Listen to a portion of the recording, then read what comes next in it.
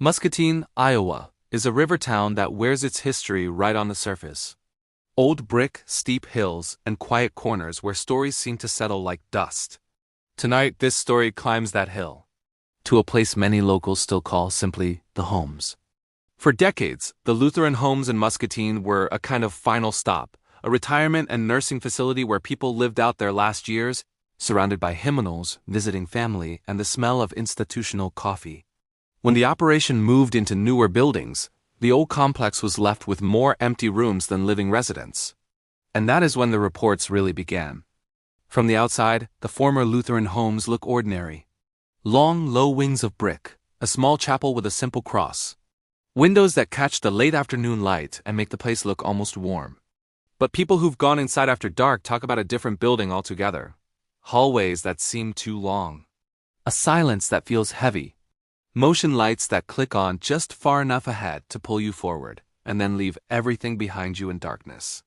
The story of the Lutheran Homes is not just about ghosts. It is about endings. About people who arrived here knowing they might never leave. About the routines of care, morning meds, afternoon visits, evening prayers. To understand the rumors, the narrative steps back first into the building's life. A former nurse, we will call her Linda, describes walking those halls on late-night rounds. Her voice is steady, but there is a slight catch when she talks about the regulars who never seemed quite ready to go.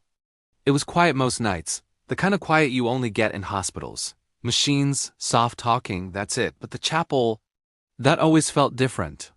Even when it was empty, it never felt empty, if that makes sense. As census numbers dropped and residents moved to the newer facility, staff started closing down wings of the old building.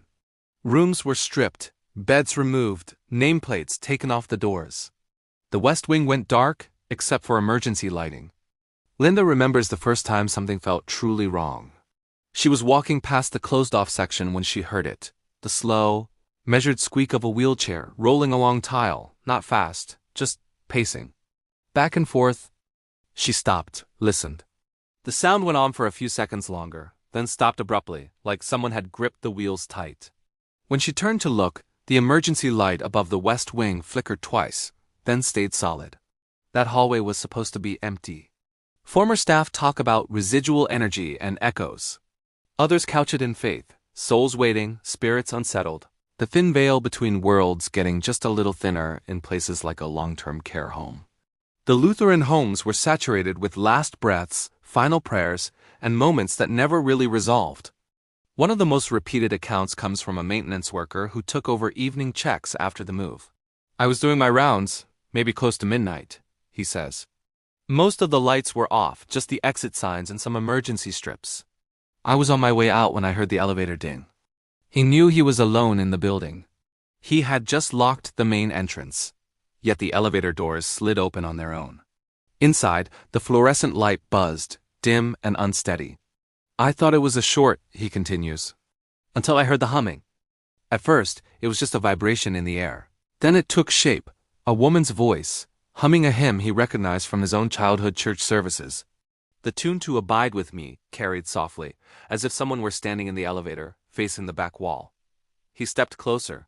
The humming stopped. The light steadied. The elevator was empty. Later, the maintenance worker reviewed the overnight security feed. The camera showed the elevator doors opening at the exact time he remembered. There was no one near the call button, no one on the floor. Just the doors sliding open as if welcoming someone you cannot see. Somewhere behind those walls, a hymnal might still be echoing off the plaster. Somewhere near the chapel, an elderly woman in a pale gown might be making her slow way back to a place of comfort, over and over again. Or perhaps the only thing that lingers here is memory, the human urge to believe that a life that mattered could never truly vanish. Either way, if you find yourself on that hill in Muscatine, looking up at the former Lutheran homes as night settles in, you might notice a light flicker on in a hallway that should be dark. You might hear a faint melody you cannot quite place.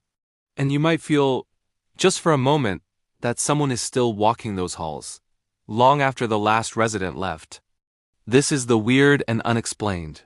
You've been listening to Ghost Reports at the former Lutheran homes. Good night. And if you're listening in the dark, maybe leave one light on.